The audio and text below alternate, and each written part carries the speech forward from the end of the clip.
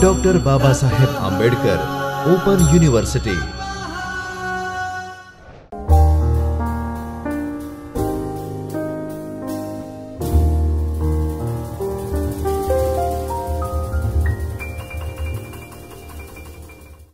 Welcome to the Dr. Baba Saheb Ambedkar Open University. Myself Pooja Gandhi, and we are in the series of the Digital Electronics and Computer Organization. Right.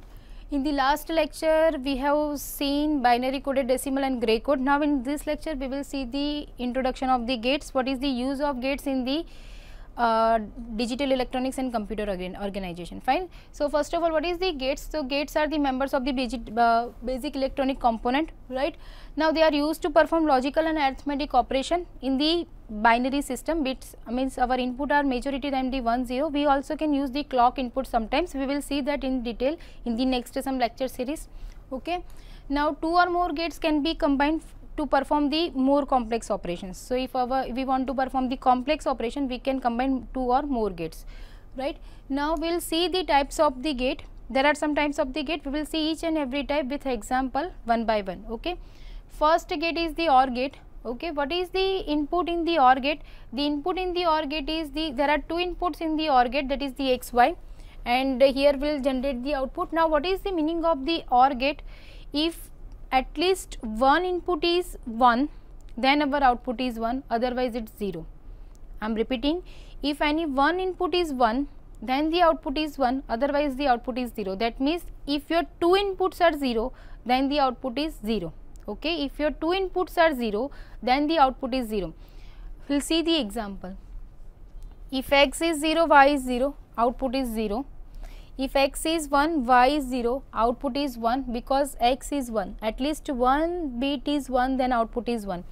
Next we will see, if X is 0, Y is 1, output is 1, and if both X and Y are 1, output is 1. Okay, I am repeating what is in the OR gate. The OR gate will give output 1 if any one of the input is 1.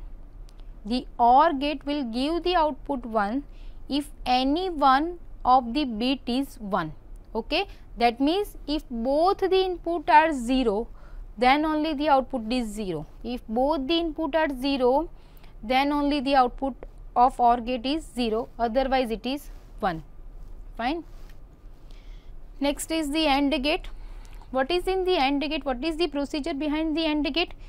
If both the output is 1, then only both the input is 1, then only the output is 1, else in all the cases the output is 0.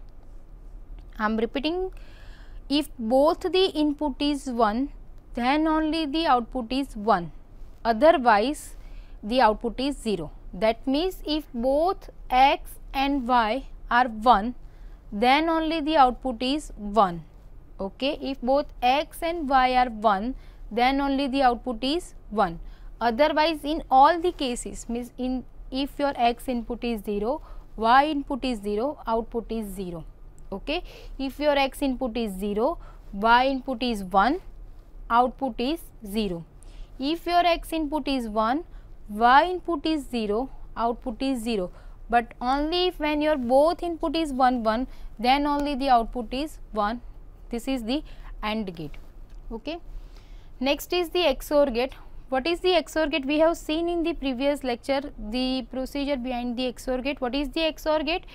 If your two inputs are same, then the output is 0. Means, if your inputs are 0 0 or if your inputs are 1 1, then only the output is 0, otherwise your output is 1. Fine. If your two inputs are same, means both has the same value, both has the 0 0, otherwise both input has the 1 1, then only the output is 0. If your input is like 0 1, then also the output is 1. If your input is like 1 0, then also the output is 1. Fine.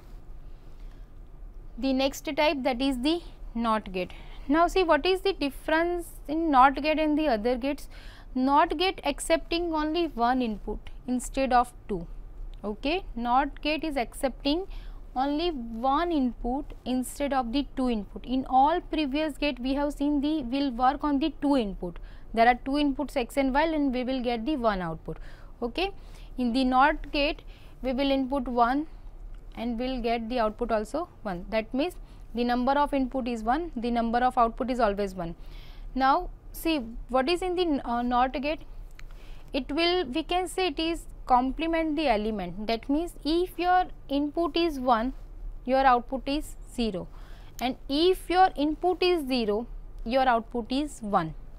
Fine.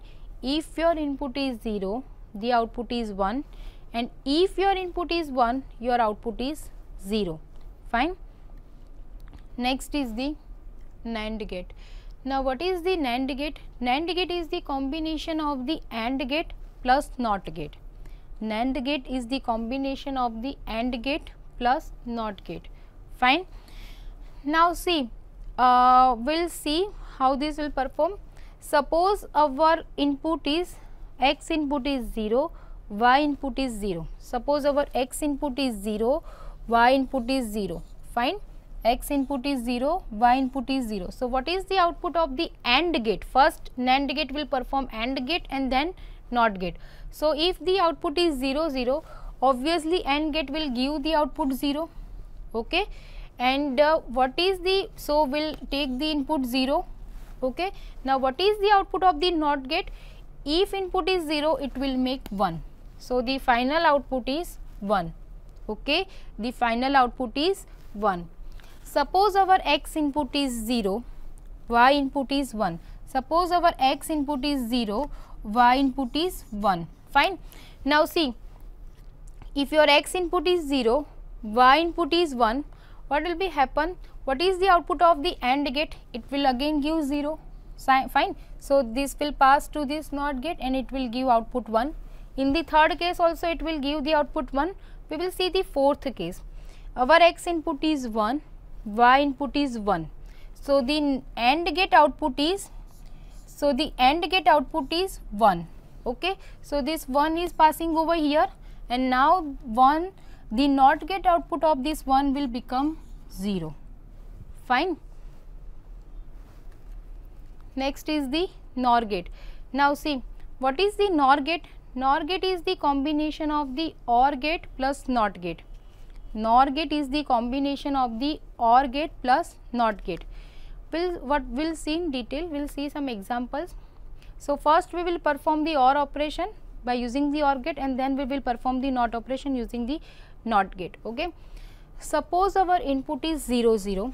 Okay. Suppose our input is 0 0, output is obviously 0, because in the OR gate if at least one of the input is 1, then only the output is 1, otherwise it is 0. So here both are 0. So output of the OR gate is 0. This 0 will be passes over here.